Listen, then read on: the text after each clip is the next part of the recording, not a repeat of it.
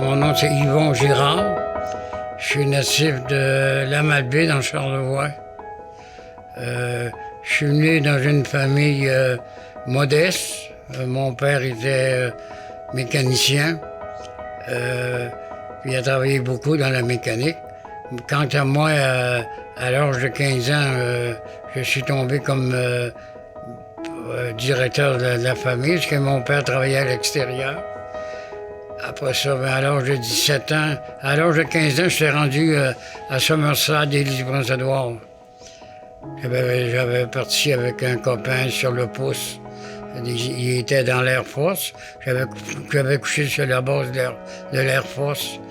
Et, quand je suis revenu chez moi, j'avais rencontré, on m'avait dit pourquoi tu rentres pas dans l'Air Force. Alors j'avais été faire application pour l'Air Force, mais ils n'en prenaient pas. Alors on m'avait remis à plus tard. Et mes copains qui étudiaient à l'Université à Québec m'avaient dit rentre dans l'armée, tu as été d'un cadet. Alors je suis rentré dans les forces canadiennes, j'avais 17 ans. Fait que, j'ai fait une carrière de 15 ans de service dans les forces canadiennes. J'aimais beaucoup la nature, alors on allait dans le bois faire la chasse à la perdrix, la chasse au canard sur le bord de l'eau. On allait pêcher dans les lacs dans Charlevoix. Mais à ce temps-là, je n'étais pas conscient que j'étais dans un bon coin de pays. J'ai réalisé que j'avais un bel endroit quand je suis revenu de l'Europe. OK, moi j'étais en Europe un coup de 5 ans puis un coup de 2 ans. Et après ça, je suis sorti des forces à cause j'avais un problème. Je fais partie de la famille de Bill et Bob. Ça, c'est les alcooliques anonymes. Ça a fait 50 ans le 3 septembre. Et aujourd'hui, ma vie est complètement changée à 100%. Et j'ai accepté l'entrevue pour donner ce que j'avais reçu. Donner au suivant.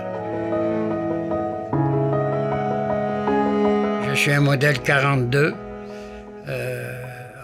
J'ai dévoilé mon âge il y a 1 an, je ne disais pas mon âge.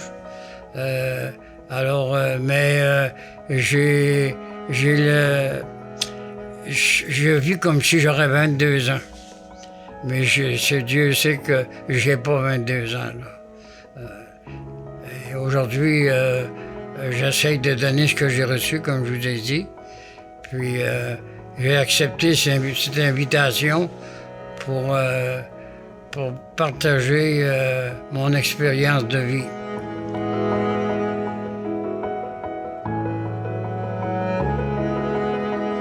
Moi, je démarrais à la Malbaie.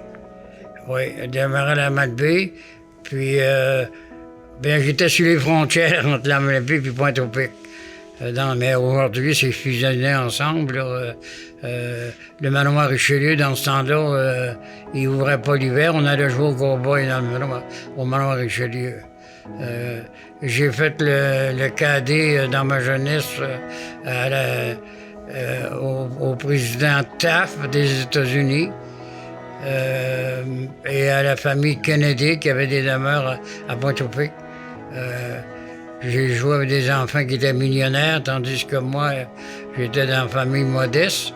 Mais j'ai eu une très bonne famille chez nous. J'ai eu une bonne éducation de mon père et de ma mère aussi.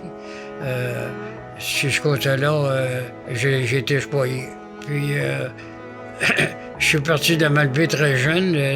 J'ai parti à 17 ans de la Malbaie pour m'en aller dans les forces canadiennes.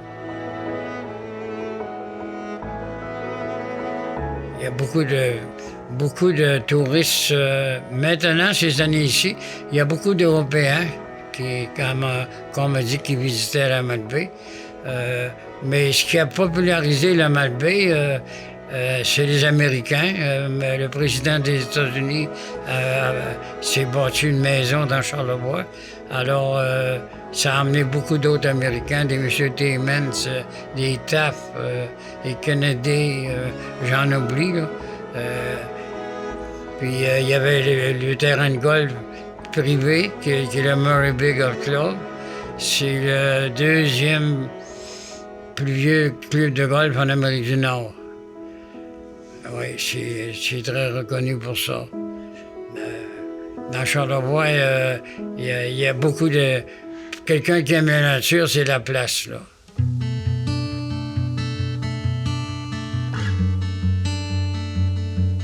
Dans l'armée, je suis rentré dans l'armée en 1960, puis on m'a envoyé au feu de Terre-Neuve, puis quand j'étais supposé, on m'avait donné un cours d'anglais, j'étais supposé partir pour aller dans l'Armor Corps à Borden, Ontario, mais je voulais pas y aller, mais ils ont dit le seul moyen de pas partir, qu'on vous envoie pas, c'était de pas passer mon cours d'anglais. Alors je me suis organisé pour pas passer mon cours d'anglais, mais on m'a offert un autre cours. Alors j'ai pris un autre cours, on était très bien sur le cours d'anglais, pas trop d'entraînement militaire. C'est là que j'ai rencontré un ami Tétro, qui est tombé mon ami terriblement. Il est mort dernièrement, là. J'ai transféré au 22e régiment et là, j'ai eu la chance de rentrer dans les pionniers. Ça, c'est une branche que tu travailles avec les ingénieurs. Tu fais des ponts, tu faisais la démolition, la construction. J'ai eu la chance de rentrer tout de suite là. Et là, on a décidé de m'envoyer en Allemagne. En Allemagne, j'ai adoré les Allemands pour leur discipline, mais en Allemagne, je consommais de l'alcool pas mal, mais j'étais capable de la contrôler. Alors, je suis revenu de l'Allemagne. J'ai parti pour... en Allemagne, j'ai connu le mouvement des alcooliques anonymes en 1965 en Allemagne. Mais c'est après ça que j'ai reconnu le mouvement des alcooliques anonymes à l'île de Chypre. À Chypre, je travaillais dans l'électricité. Celui qui travaillait avec moi, le Médéfossé, était plus compétent que moi au point de vue électrique, mais c'est moi qui étais son patron. Mais on avait un contact, j'ai eu des très bons contacts avec mes amis. J'ai eu la grâce de me faire beaucoup d'amis militaires. Justement, hier, je parlais avec M. Forain, haut gradé des Forces canadiennes, qui est un ami à moi présentement, et un M. Ronald Gagnon qui s'occupe beaucoup de moi présentement pour avoir un certain problème avec les vétérans, qui est après se régler, là. Aujourd'hui, je fais une très belle vie. Je suis choyé. Ma santé a diminué. J'ai des problèmes de cœur. J'ai été opéré j'ai eu une couple d'opérations. Mais je peux vous dire que ça va très bien. Et ça, je peux vous dire que Alcoolique Anonyme, c'est plus que pour la boisson, là. C'est un programme que la boisson, c'est une partie de ton comportement. Et avec ce mouvement, j'ai appris beaucoup. Je suis terriblement choyé parce que j'ai autant d'amis civils que j'appelle que j'ai eu des amis militaires. C'est ça qui est ma vie aujourd'hui. Je fais une très belle vie. Ici, à Lilo, j'ai un personnel remarquable. Je ne veux pas faire de publicité, mais il y a un personnel remarquable. Je nommerai aucun nom de la direction. mais j'ai un personnel qui est très, très près de nous. C'est à recommander. Peut-être bien ça va me donner une diminution de prix, mais les services que je reçois payent bien ce que je voudrais recevoir.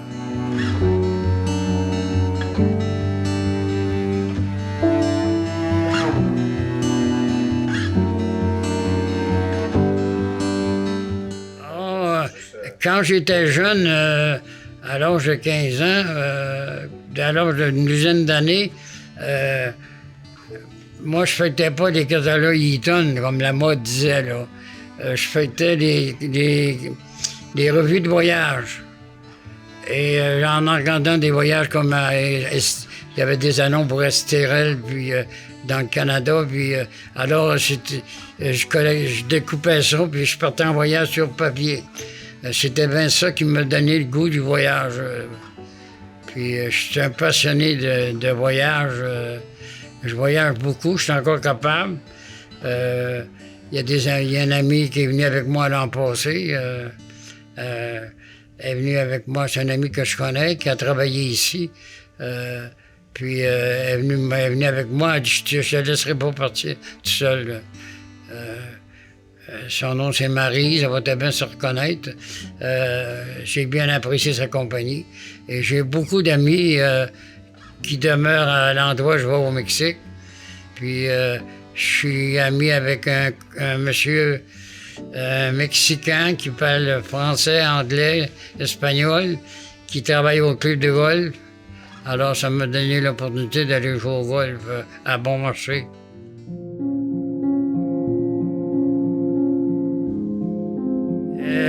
Les voyages, c'est une très bonne école. Hein?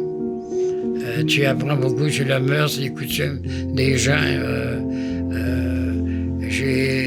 Quand j'étais en Afrique, en dehors du guide qu'on avait au Kenya, je me suis mis avec guide, avec le chum.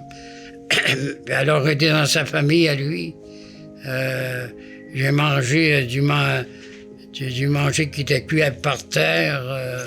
Je me souviens, il y avait un copain militaire qui était avec moi, puis on ne savait pas ce qu'on mangeait. Alors, je lui ai dit, si tu me vois ramper, ça veut dire que j'ai mangé du serpent. Puis j'ai dit, si tu me vois voler, j'ai mangé de l'oiseau. Mais je ne sais pas ce qu'on avait mangé. Mais c'était bon quand même. C'est ça qui est ma force, c'est que quand je suis dans un autre pays, je mange la nourriture du pays. Je suis changé avec un Mexicain, il me dit quoi, mais ça c'est trop fort, ça c'est pas assez fort. Il y a des menus mexicains que j'ai mangés que lui-même, il trouvait ça trop fort.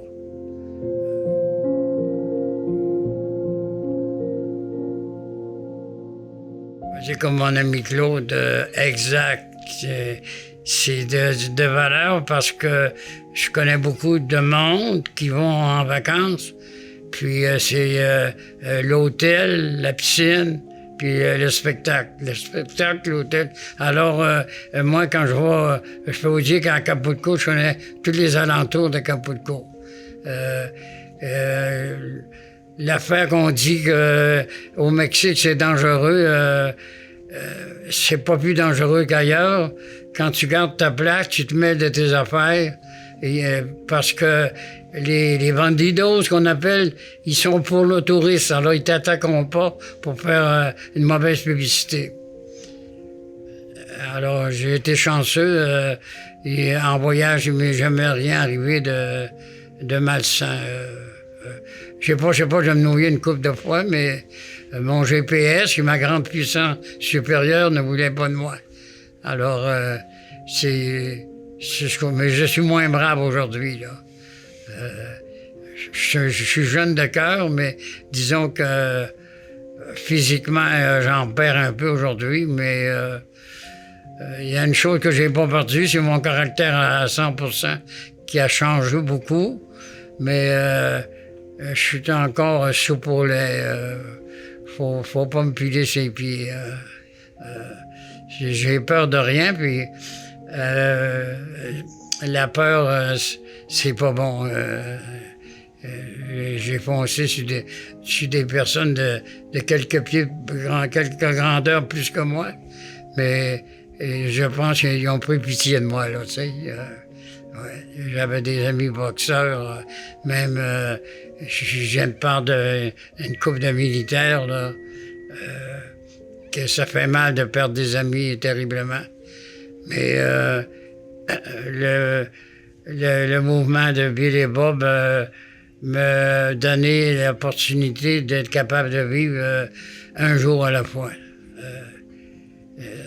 C'est ma politique aujourd'hui.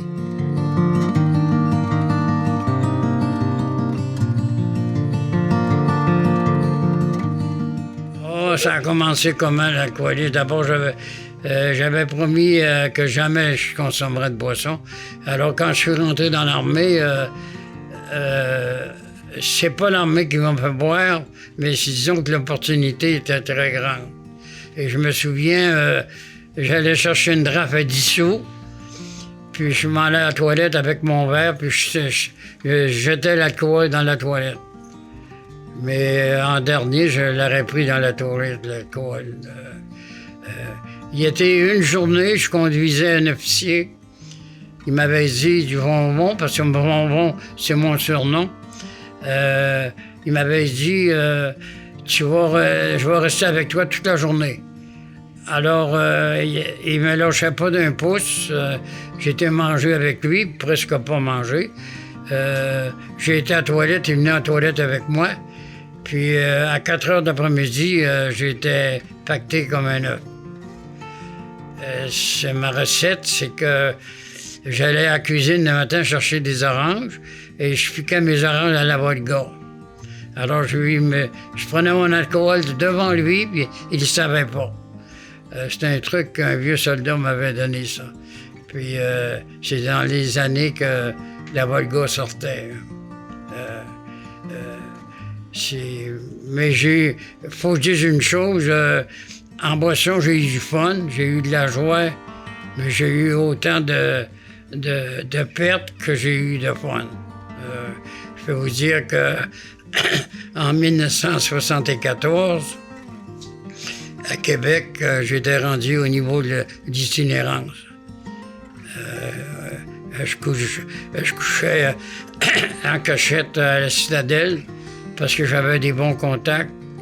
Puis j'allais coucher à la Citadelle. Même aujourd'hui, après tant d'années, je vais à la Citadelle souvent, au magasin militaire. Puis je nomme mon nom Bonbon, puis des soldats d'aujourd'hui me connaissent. Fait que même j'ai été approché pour avoir une interview déjà pour l'armée canadienne, mais les circonstances ont fait que ça n'a pas fonctionné. Fait que, comme je vous dis, c'est la vie pour moi est une toile que je tisse à chaque jour. Des fois, il y a des manques dedans, là, mais il faut les réparer une chose à la fois. Et je sais par expérience que toute chose qui t'arrive, quelle que soit négative ou positive, ça devient toujours positif.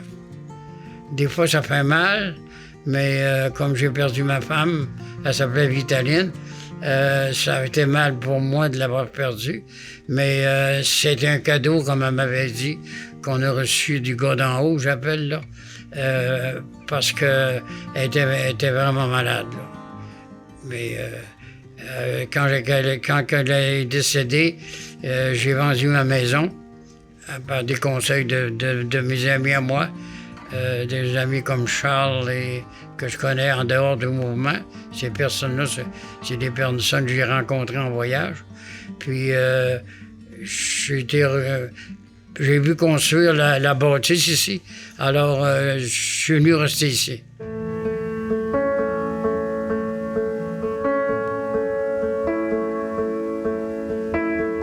Pour t'en sortir, il faut que tu sois battu. Pour t'en sortir, il faut que tu te rendes au plus bas fond pour te montrer que tu n'es pas dans le bon chemin. Tu n'es pas obligé de te rendre là. Tu sais, si tu as la grâce du gars d'en haut, la grâce de Dieu qu'on appelle, si tu as la grâce d'être reconnaissant, t'es capable de prendre connaissance que tu es dans un état qu'il faut que tu arrêtes. Mais moi, quand je suis rentré dans Alcooliques Anonymes, j'avais 32 ans. Je me suis fait dire par des vieux membres que j'étais trop jeune pour être membre. Parce que dans ce temps-là, des jeunes, il n'y en avait pas qui rentraient dans le mouvement. Aujourd'hui, ils arrivent dans le mouvement à 17 ans. Et c'est que Alcooliques Anonymes est toujours la même base, toujours la même politique, mais c'est les membres qui ont changé. Et beaucoup joignent ont les deux problèmes. C'est certain qu'on demande dans Alcooliques Anonymes que de parler d'alcool et les mouvements, les narcomanes ils ont le mouvement aussi, qui est très bon exactement. Mais ta sobriété, c'est toi qui as fait. Personne d'autre peut venir la faire pour toi. Et il y a des questions de parrainage là-dedans. Moi, je suis pas un collectionneur de filleuls, mais mes filleuls, c'est tous les membres. Puis mes amis que je connais et en dehors dehors sont mes confidents. Et la confidentialité, pour moi, c'est primordial. Mais il faut faire attention quand tu te confies à quelqu'un. C'est très délicat. Et comme je vous ai dit, je veux continuer j'ai l'intention de me rendre jusqu'à 100 ans. Je ne sais pas si ça va se faire. Et aujourd'hui, il y a une chose que je remarque, c'est normal, il y a des sorties qui se font que je peux, que j'évite pas d'aller, mais que je peux pas aller avec, à mon âge, j'ai plus la capacité que j'avais, là.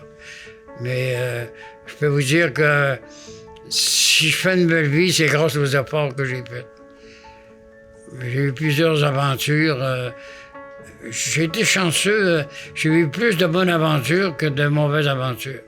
Simplement, en dernier, là, quand j'étais rendu que personne ne savait à quel niveau j'étais. Mais moi, je le savais. J'étais rendu que l'alcool menait ma vie. C'était mon bâton de sécurité. Aujourd'hui, mon bâton de sécurité, ben, c'est d'avoir des amis qui vont m'accepter tel que je suis.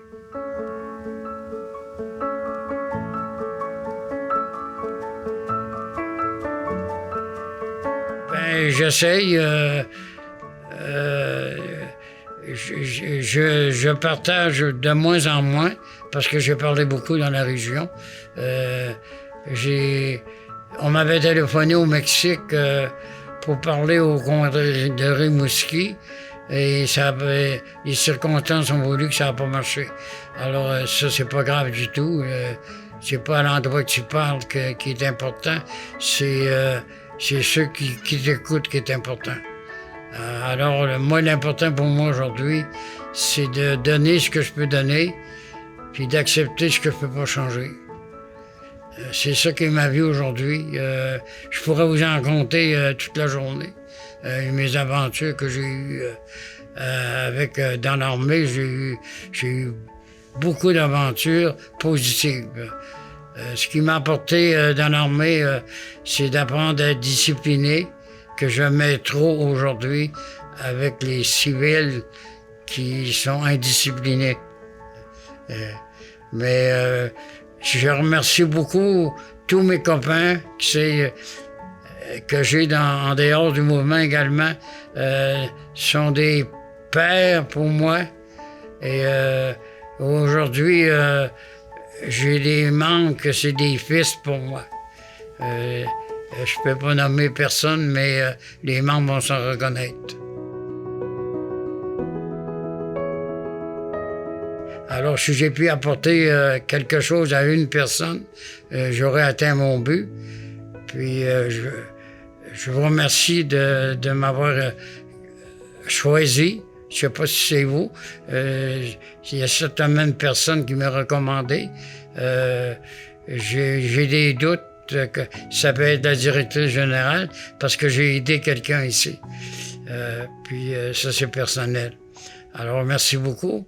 Puis je vous souhaite une bonne fin de 24 heures. Puis je vais vous poser une question que tous ceux qui me connaissent, informez-vous, la plus grande chance de votre vie que vous avez eue, ça peut être les voyages, votre mariage, vos enfants, votre mère. Non, la plus grande chance que vous avez eue, et vous l'avez aujourd'hui, c'est de m'avoir connu. Merci.